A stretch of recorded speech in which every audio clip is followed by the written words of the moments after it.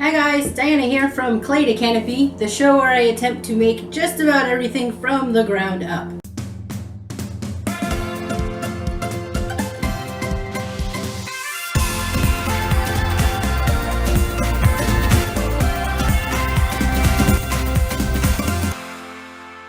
Today's episode, I am going to be dyeing some fabric.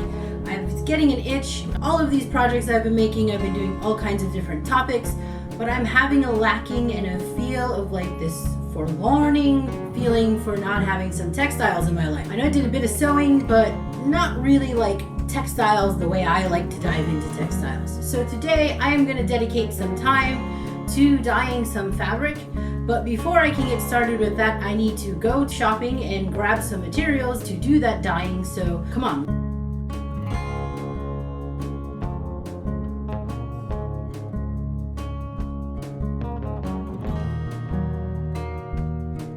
Some of this kale is not looking its best and has been completely eaten by aphids and could be washed down and probably saved, but some of it really needed to be pruned back because it was kind of dying off. So I'm going to use this kale to make some fabric dye.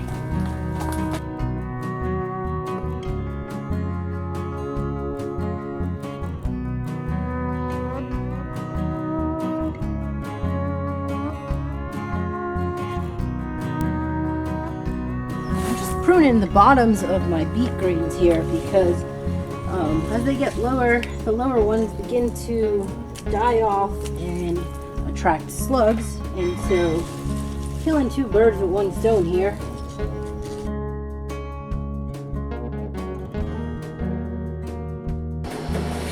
So this first part is pretty straightforward. The only thing I'm going to do is break up my beet greens and toss them in here and boil for about a half an hour. And I'm going to do this in two batches because I only have one pot, but I have a pot of boiling water, and to help speed up the boiling, I had a hot water kettle that I just put on, and that actually boils a lot quicker. I toss that in, and I have my burner here on high, and now I'm just going to break up my beet greens and throw those in, and then I'm going to let them simmer for a half an hour, and then transfer them to a 5-gallon bucket, and then I'm going to do the same thing with the kale.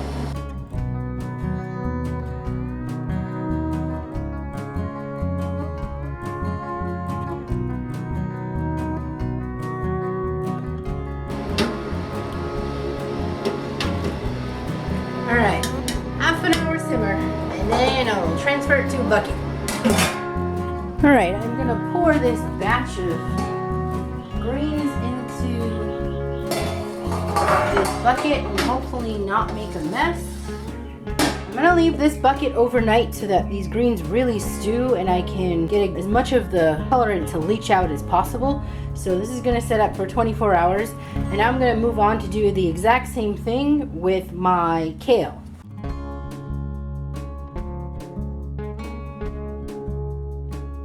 So I have some strips of muslin that I'm going to be using to do my dyeing, and before you can do any kind of dyeing, you need to prep your fabric, and this has just been straight from the store. So the first step is to wash the fabric and get any of the waxes or things that may be treated and stuck to the fabric off of them, and then I'm going to go through a process called mortanting. I'll be using two different mortants, so I have cut my piece of fabric into two separate pieces for the two different ones. Before I get to that stage, we're going to wash it first. You can do this either in a washing machine or on the pot, the same way it's going, and I have just some clean water in here that I'm going to be adding some soda ash to. And usually I use about a tablespoon of soda ash for every 1 yard of fabric. This is just about a yard of fabric. I'm just going to throw in a tablespoon of it. Once that's going, I'm going to throw my fabric in.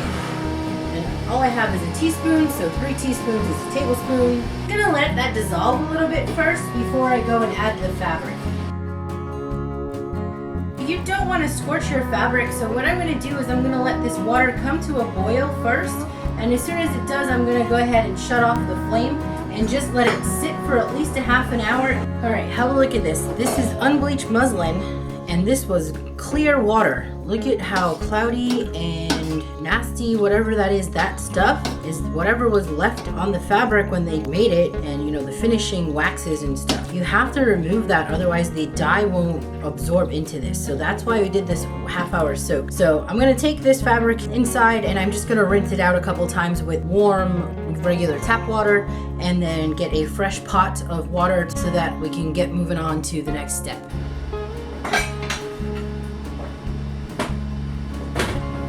Alright, it is time for the Morton, and I have some alumina acetate, which is actually used for natural fabric dyeing. You don't really need to use this for your commercial dyes. At this point, you probably want to have some chemical gloves on when you are handling the fabric.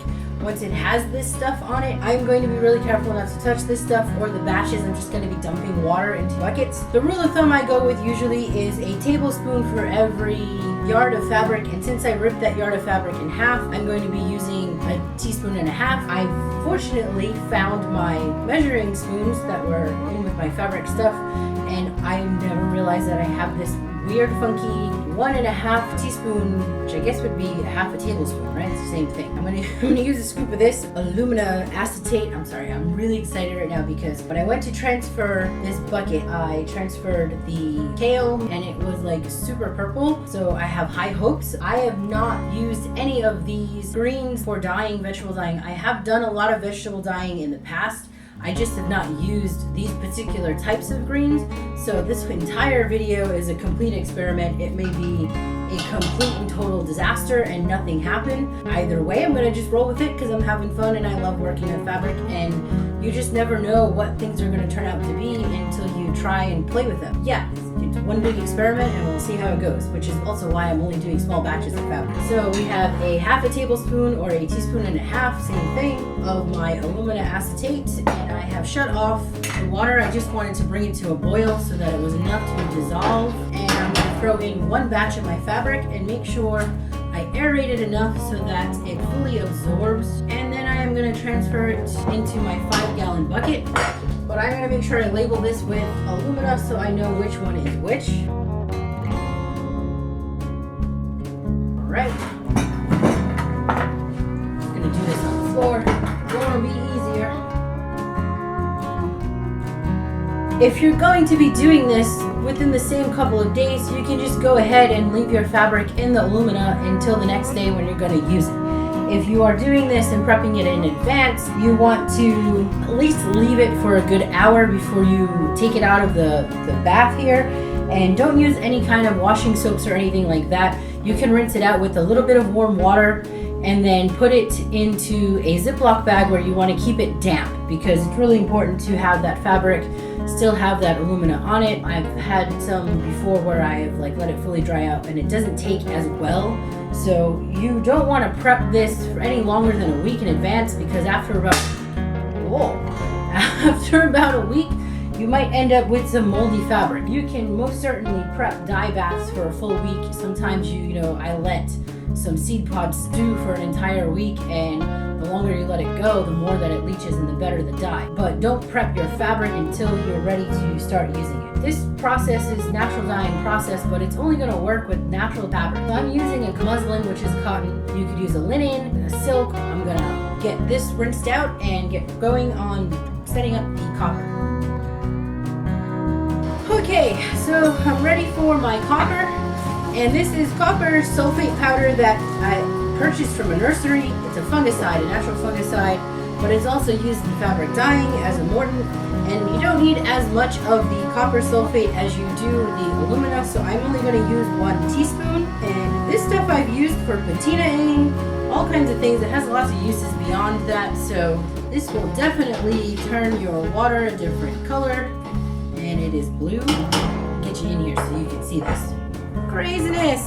Alright, so I'm going to transfer this to my 5-gallon bucket and let it set overnight, and hopefully we will visit it tomorrow. The one thing I do want to say is you want to make sure that you check on it and agitate it. Alright, let's get this. I think that's it for today. I'll be back tomorrow to see how this all goes. Maybe we'll have some happy results. Maybe we have nothing but muddy disaster. Okay, on to day 2. So I'm going to remove my cabbage, and I don't need a glove for this because this is just boiled water and cabbage that's been soaking overnight. I'm gonna put this in the compost, and then I'm gonna reheat. I've got a smaller pot here, so because I don't need as much room. And once I get it heated back up, I'm gonna go ahead and throw my fabric sample in, and we'll go from there and see what happens. You can actually boil this down a little bit, and in doing so, it might concentrate the color a bit. Alright, in the meantime, I am going to prep my fabric samples, and to start out with, I just have some extra muslin scrap that has not been treated. It's completely dry that I have labeled, and I have C for cabbage, K for kale, B for the beet greens, and then I have an A for the alumina, and then a C for the copper. So this way I can pin these onto my fabric samples that are going to be getting thrown in here, so I can compare, the results after each one. I do want to point out that yes, I am using natural vegetable dyeing right now, but I make sure that my pans that I use for dyeing are completely different than obviously my cooking pans. Even though that these are natural fibers, I still don't want this alumina or the copper mixed in with my cooking items. And usually you want to use stainless steel. That's what this guy is, because it won't alter any of your pigments. I just folded this into a third because I need 3 pieces. So I'm gonna throw my 2 scraps in the alumina, and then while the cabbage one will be up soon, so I'm gonna pin my cabbage alumina on here. I have found that using this, permanent sharpening marker seems to be just fine.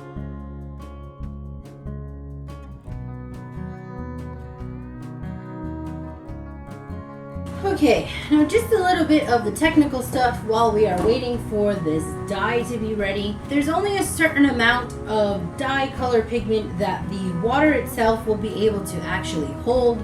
So it's kind of a fine balance between how much water you're putting in and then how much essentially dye stuff, whatever that dye matter is that you're putting in, that can actually leach out. So in this case, I have put in an abundance of water and not enough of the dye stuff to offset it, which is why I'm concentrating it down. There's also going to be a limit to how much the fabric fibers are going to be able to absorb. Again, it's a fine balance. As I do these experiments, I'm going to be throwing both fabric pieces in at the exact same time, because I want to make sure that they are both have an equal fighting opportunity, so to speak, for absorbing that color.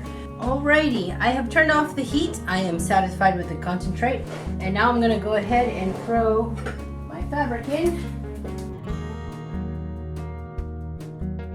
I'm gonna let this sit in here for about a half an hour and make sure that to get an even dye that I keep working out those bubbles. So I'm gonna repeat this same process exactly as I've done here. Drain out the kale, throw the leaves of the kale into my compost, and I don't think the kale I need to concentrate nearly as much. This is my terrible result of that first round of dyeing that I did. I don't know what the heck I was thinking that day. It was insanely hot, too hot to probably be out here dealing, and I was kind of lazily attempting to do this experiment.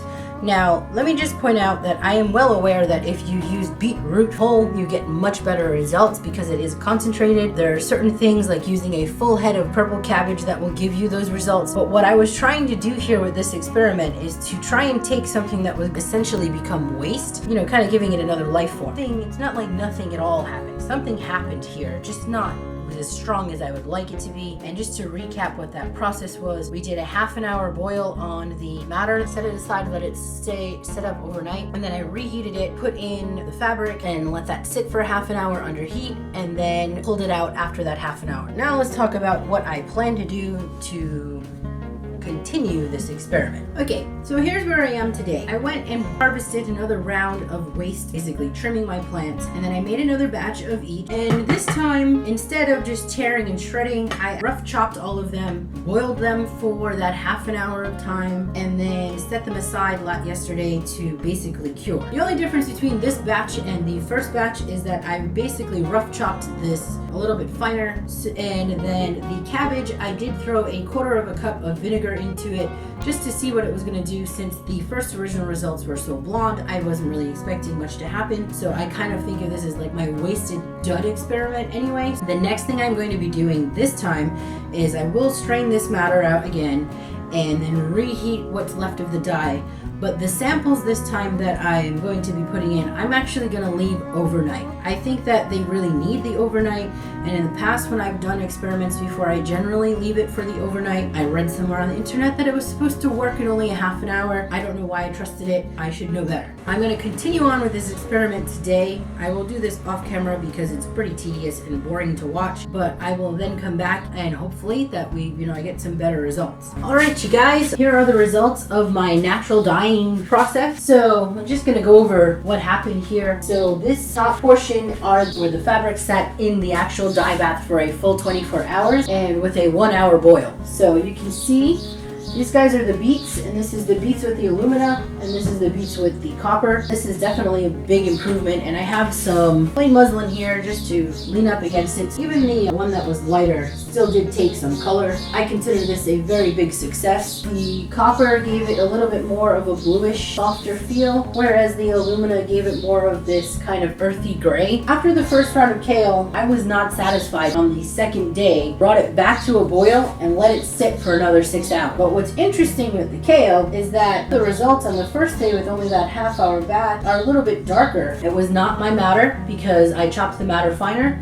and I actually used 2 whole kale plants that I was getting ready to discard. I think this is like an interesting thing to make note of when it comes to dyeing with vegetable matter. They can vary so much, and it's just because the plant itself could be completely different. You can run these experiments over and over and over again. You're never going to get these same results. You'll get close to getting things that are similar, but that's the thing about vegetable dyeing. It's just one giant experiment, and sometimes you get these amazing things, and then some people spend their entire career fabric dyeing trying to chase after getting those amazing results that happen that one time. But that's the excitement of it for me. I don't know. In the beginning, I was not happy with these results, but I'm starting to grow fond of them. Old paper feel to it. And over here, the cabbage, even the cabbage, this has a really nice aging kind of antique thing that's happening. I did give all of these an oxidation time in the sun. So when I dried them out, I dried them in the direct sun to allow oxidation to happen to get the most out of the dyeing itself. Basically, that's it. These are my results for my natural dyeing process.